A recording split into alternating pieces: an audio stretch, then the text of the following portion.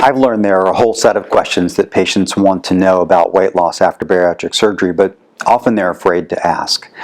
The questions that come up before surgery happens, when a patient's still in the process of choosing surgery or planning surgery, are questions along the lines of, how much weight am I likely to lose? What impact is that going to have on my health?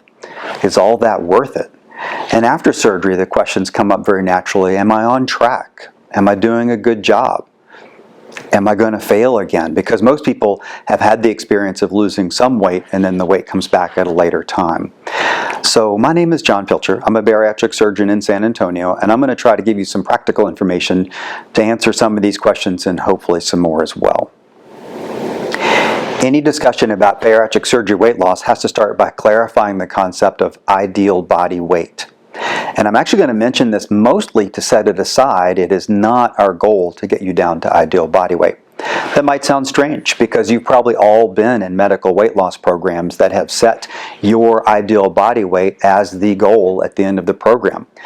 And it's true that ideal body weight is the level at which people live the longest if they grow up into that weight. That's actually statistically been proven. That's where the actual numbers come from in terms of ideal body weight. But what we've learned over a long period of time, and this is universal among bariatric surgeons, is that to lose from your excess weight, your metabolic obesity, your morbid obese weight, all the way down to this reference point of ideal body weight, it's too much weight loss. That's not going to be our goal.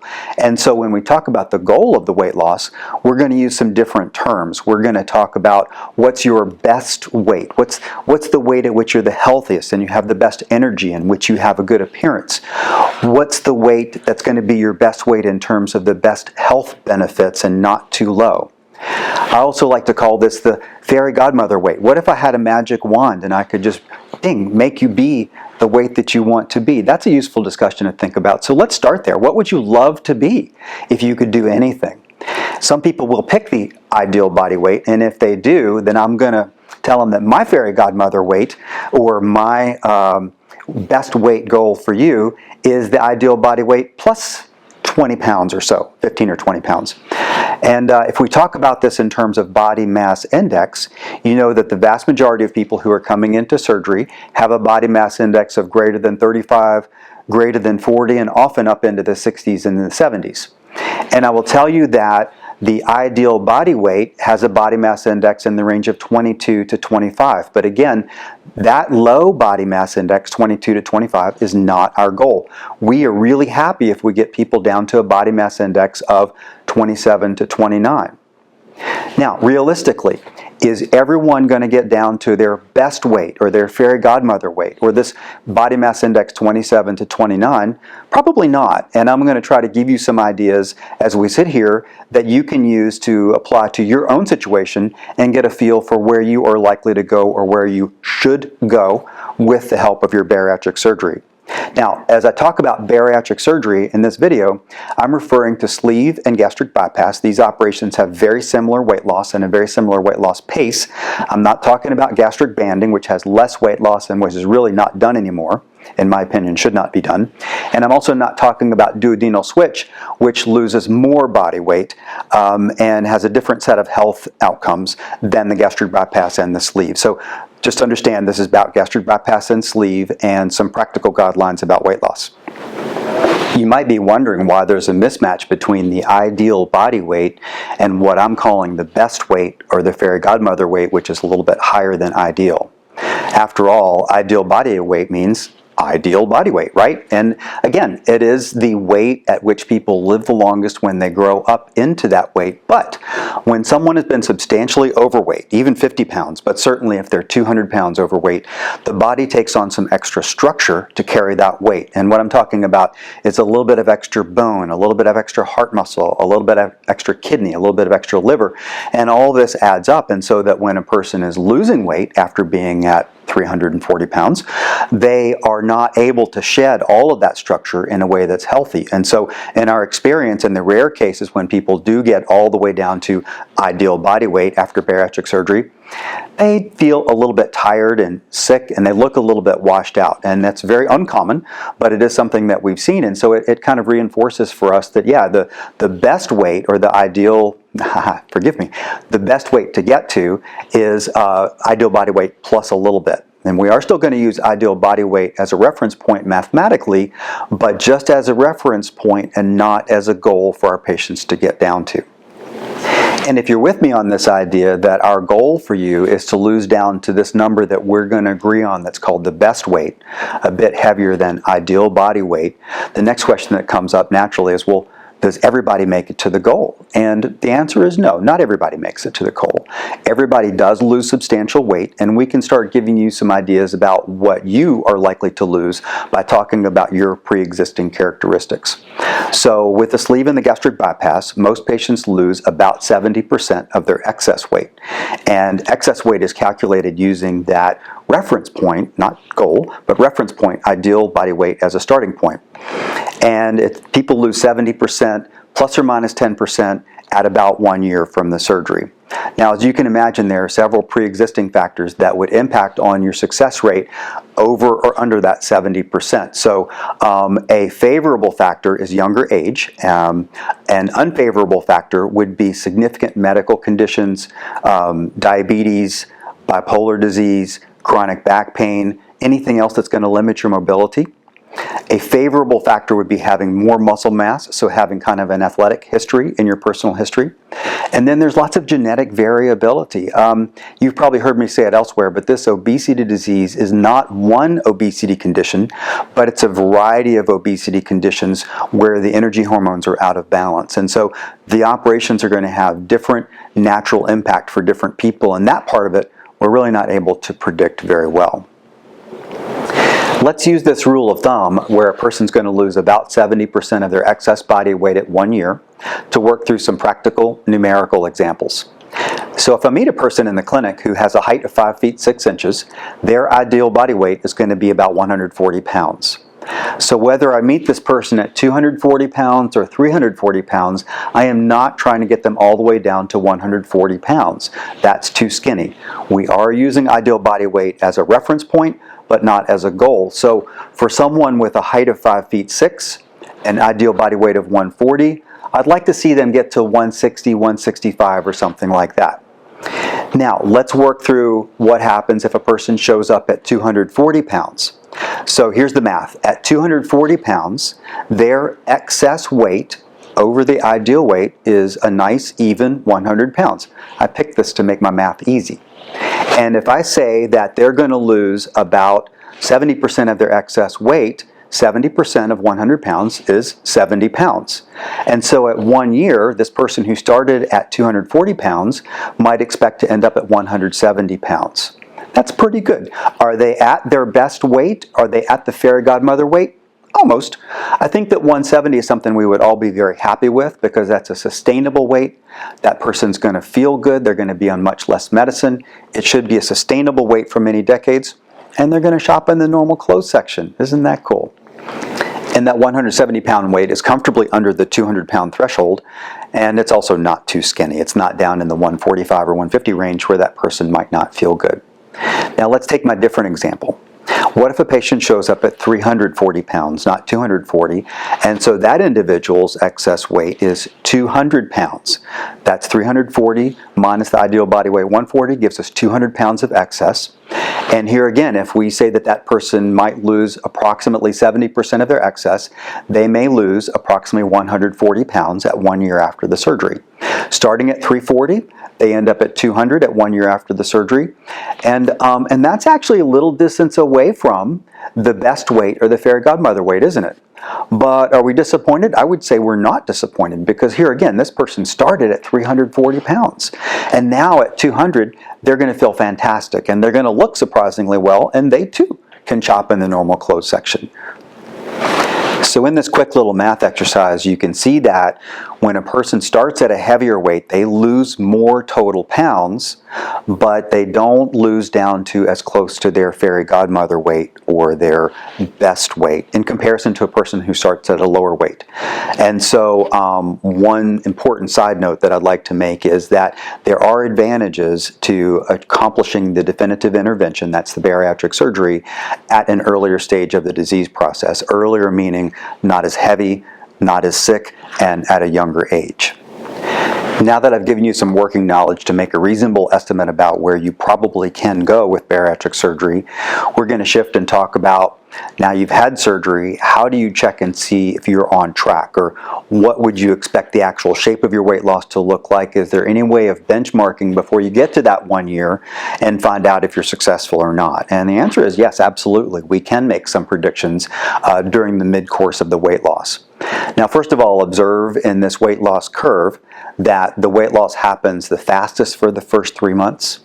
It happens pretty steadily and pretty quickly during the 3 to 6 month time frame, and then it tends to continue for another 6 months up until about 1 year, but the last 6 months, or the second 6 months, tends to be fits and starts, or what we call plateaus, where the weight loss will stop for a little while, and then suddenly the weight will drop, and then it'll stop, and then it'll drop, and then on balance people tend to settle out at about 1 year. Then it's very common for people to gain back 10 or 15 pounds between year 1 and year 2, and the majority of patients stay stable for decades after that, especially the ones that continue to follow up with us so we can keep coaching. The first key landmark on this weight loss curve is at the 3-month point. And there's a useful rule of thumb where at 3 months, a patient after sleeve or gastric bypass will have lost about half of what they are going to lose. So let me rephrase that. Starting from the weight just before surgery, not when they very first met us, but the weight just before surgery, to the 3-month point, whatever amount of weight the person loses in that 3 months, they can reasonably expect to lose that amount of weight again over the next 9 months. So if we apply that to our earlier examples, let's start with our 240-pound patient with the ideal body weight of 140 pounds, and we said that we would roughly expect that person to lose 70 pounds. If they are on track, then at their 3-month appointment, they'll be about 35 pounds down from their pre-op appointment, and they can expect to lose down, remember, to that estimated target weight of about 170 pounds. Shouldn't even say estimated target weight, to the estimated weight of 170, which is slightly above the best weight or the fairy godmother weight. If we have our 340-pound patient, we again would expect them to lose around 140 pounds because they're 200 pounds overweight. And we can say that probably they would lose about 70 pounds in the first 3 months if they're on track, and then lose another 70 pounds over the next 9 months. Okay, and so in our practice, patients are going to have an appointment with the medical team at 3 months, and it's very useful to use that 3-month visit as a conscious discussion point to see if we're on track or not. And as a patient, you can come into that visit with an idea about whether you're happy with your ending weight or not. And in our practice, most patients are on track to end up at a weight that everybody's going to be very happy with. Rarely patients are on track to be too low, and I'm not going to go into that extensively, but just suffice it to say that we have plans in that case. That's not the topic of this video.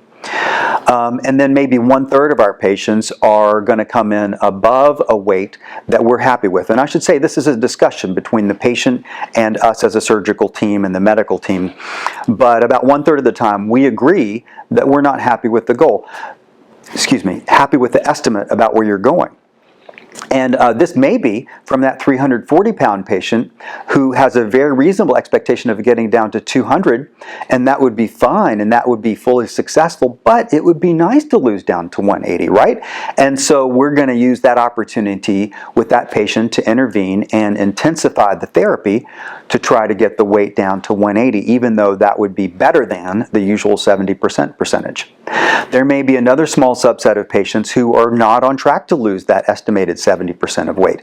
Maybe they're on track to lose half of their excess weight. And if they're happy with that endpoint, that's actually okay. But very often, if they're not on track to lose the 70% excess, then the patient and the medical team and the surgical team are going to agree, well, let's try to get that weight loss coming down. And the key thing is, if we're looking at this at 3 months when a person is still losing weight, And if we can intervene to alter the trajectory of the weight loss, that is much easier and much more effective than getting to the lower weight a year out from the surgery and finding out, listen, I'd like to lose 20 or 30 more pounds. That's really hard. So it's much more effective to be proactive, and this is what we're going to try to do, to be proactive at the 3 months, and if we're not seeing a favorable trajectory, then we want to alter that trajectory and get the weight loss to come down more quickly. Now, what does it mean to intensify the medical therapy? First of all, the medical team is going to work with that individual patient to make sure that the lifestyle changes are working as well as they can. Basically, 3 categories of lifestyle change: the right food plan, the right exercise plan, and making sure they're taking their vitamins, and also that the vitamins are actually working in their body. Okay, those are the core principles, and then once those core lifestyle principles are in place and as good as they possibly can be, doesn't have to be perfect, but once they're as good as they possibly can be, then the medical team has the option and the ability to add in some pharmacologic treatment or medicines to help the surgery work better, or to boost or to turbocharge the surgery while you're still losing weight. And we've moved beyond kind of the old-fashioned idea, which was people would either have surgery or medical treatment, and now what we want to do is have integrated treatment, whatever's going to be in the best service of your health in a way that should be sustainable and lasting over time.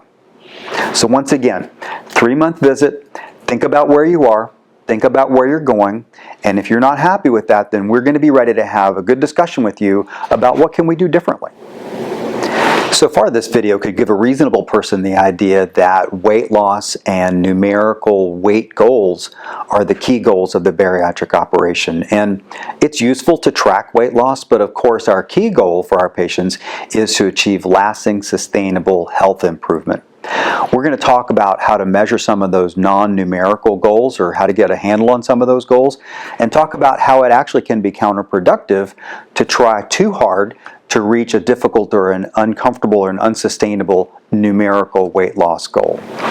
Many of these non-numerical health improvements are going to be obvious to you. You're probably going to have more energy. You'll move more in a way that feels natural to you. You'll be more active. You'll have less pain. You'll have better breathing. You'll need fewer prescription medicines. And like I mentioned already, you'll be able to shop in the normal clothing section.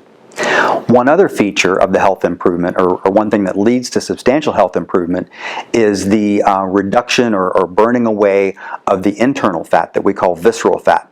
This is the stressful, damaging fat that infiltrates into your vital organs inside: the heart, the kidneys, the liver. This is the fat that makes the belly tend to be really tight and round for some people before surgery.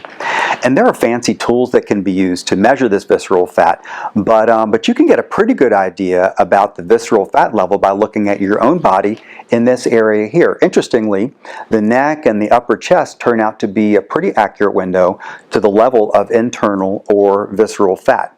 So once we can see your neck muscles, once we can see your collarbones, that's a pretty reliable indicator that your visceral fat is down to a minimal healthy level and that you've already achieved your weight loss goals. In fact, this often shows up at 4 months or 6 months out from the surgery, and so it's very common that I'll see someone at their 6-month visit and say, guess what, you're healthy today.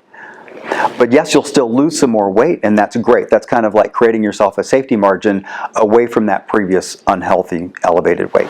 Now, on the other hand, it's almost impossible to lose all of the outside fat, and I'm talking about that kind of spare tire fat, or the fat that you'll find on your arms, or on your legs. And yes, it's loose skin, but the loose skin naturally has some fat underneath it. And no matter how skinny you get, even if you become malnourished and underweight, you're still going to have some floppy skin. So if that skin bothers you, and this is not to tell you what you need to do, that's where plastic surgery comes in. And we know people. For plastic surgery, just as a quick little digression, we don't like people to actually go into plastic surgery until about 18 months after their bariatric operation, for a couple of reasons. One is because we want your body to recover, but also because the skin shrinkage is very slow and gradual over about 18 months. But having said that, it can be pretty reasonable to meet with the plastic surgeons at 6 or 9 months out from the surgery, because at that stage you can already tell if the skin is going to be bothersome enough to go through that additional stress and pain and recovery and financial aspect of the plastic surgery skin removal. And one other last note on plastic surgery is that unfortunately it's pretty rarely covered by insurance. And so to meet with the plastic surgeon well before you actually plan surgery gives you a chance to get the finances into place. During your second 6 months after surgery, from that 6-month to 1-year time frame, you're going to be transitioning from a time of surgical recovery and rapid weight loss into a time of more gradual weight loss. And what I hope is going to be your focus is building lifetime habits. And I think the lifetime habits are going to be very important, because your amount of weight loss up until that point, even up until a year out from surgery, is largely dependent on the factors that you brought into the surgery, talking about your age, your genetics, your athleticism, your pre-existing medical conditions, and your genetics. 80% or so related to pre-existing factors. In the long run, 5 years, 20 years down the road, most of your success rate and your health improvement sustainability is going to come from the habits that you use to work with the surgery. In other words, the impact or the strength of the surgery or the potency of the surgery is going to naturally fade a little bit. It's never gone, but how you work with the surgery and use it as a tool is going to be the main beneficial factor for you going forward. So along these lines, I want to give you a recommendation about your approach to your weight level. At about a year, as we've mentioned, you're going to settle into some certain weight. And whether you're happy with that weight or not, I'm going to recommend that at that level, mentally, you adjust your habits to a sustainable way of maintaining your health improvement and cherishing your health improvement, rather than doing intense, unsustainable interventions to lose that extra 20 or 30 pounds. Why would it be bad to try to lose 20 or 30 more pounds? That doesn't sound bad. It's the intense, unsustainable part is the part that would concern me and that I've seen for patients over time. So you're probably familiar with the concept that episodes of weight loss and weight gain, or episodes of diet starvation, lead to upregulation of the body's set point, and net lead to weight gain over time. I think that happens after bariatric surgery as well as it can happen before bariatric surgery. Exercise is awesome, and I love strength exercise, but overly intense exercise, if it leads to injury, will lead to less exercise and less physical activity in the long run. So here again, I want you thinking about sustainability rather than exceedingly intense. And again, I want you to, where you settle at 1 year, I want you to think about working on maintenance of that and avoiding regain more so than trying to lose 20 or 30 more pounds. And we as a team will work with you on that as well. Regardless, the amount of weight that you'll lose at 1 year is going to be huge. Your weight loss benefits will be amazing. We will work with you on making those benefits sustainable for the rest of your life. Thanks for sharing your journey with us.